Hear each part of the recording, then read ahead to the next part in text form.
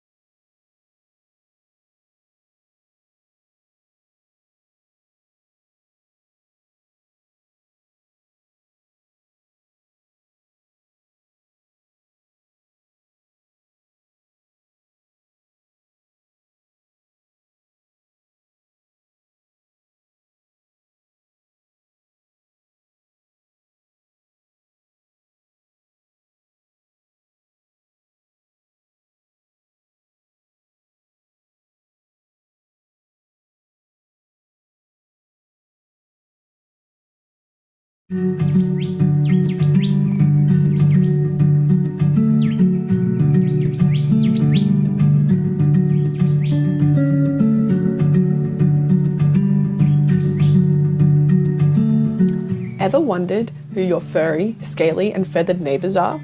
What lives in your local bush or even your backyard? Do they still live there after a fire?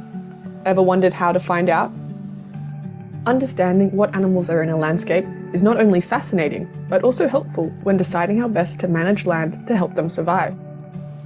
But Australian fauna can be hard to spot, and they're often fast, cryptic or nocturnal.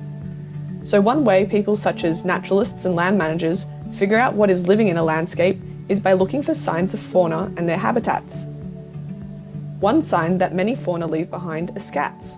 Scats are a common and visible way to identify which species have visited a site. Scats come in a variety of shapes and sizes that can give you clues to which animals they are from. For example, many animals have distinctly shaped scats. These unusually cube-like scats are made by wombats, whereas these small round ones are from rabbits. Also, be sure to take note of what they are made of. If they are mostly grass, it will be a herbivore. If they're small bones and fur, this is from a carnivore. Another tip is to note their location. Are they under a tree, on a log, or in the middle of a track?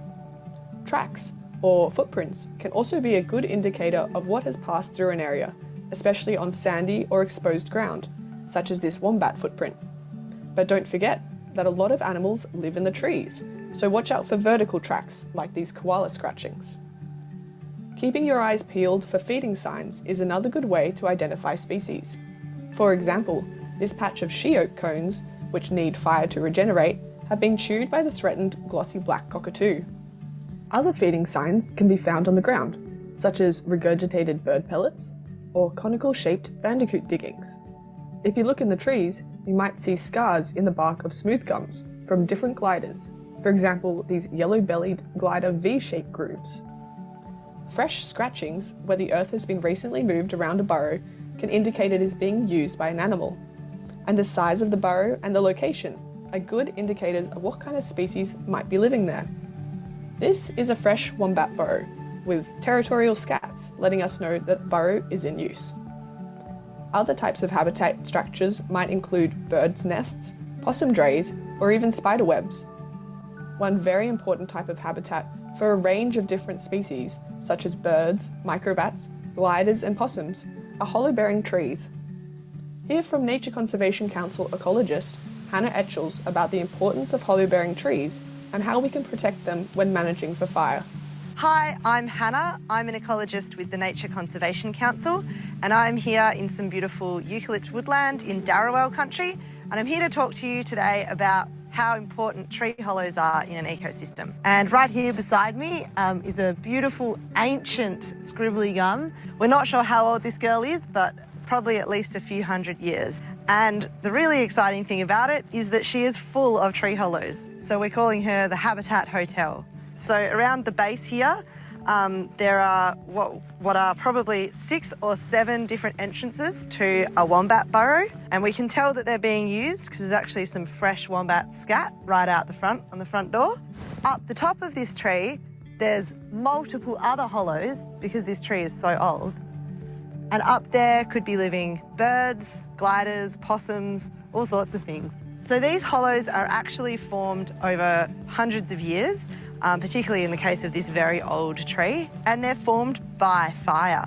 So years and years ago, the first sort of fire that this tree experienced would have come through this landscape, and this is a vegetation type that is adapted to cope really well with fire. So the tree survives, but the fire makes little wounds on the side of the tree.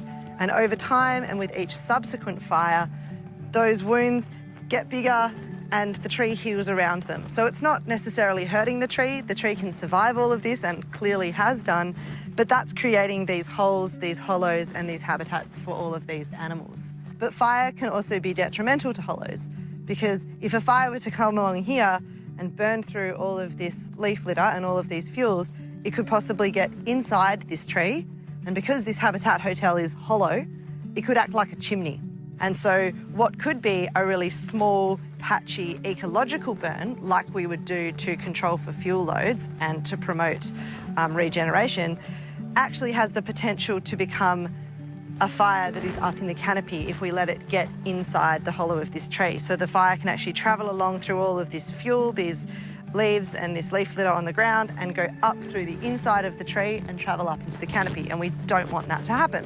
So what we can do is we can rake all of this leaf litter around before we do a burn and exclude fire from coming anywhere close to the base of this tree. Fallen timber on the ground also provides an array of animals such as antechinus, lizards, snakes and frogs, critical habitat that should also be protected from fire. Resist the impulse to tidy up these important structures when doing hazard reduction work. To learn more about how to protect hollow-bearing trees and fallen logs, and how to identify fauna in the field, check out Scats, Tracks and Other Traces field guide and the Hotspots Fire Project's fact sheet on protecting our hollows.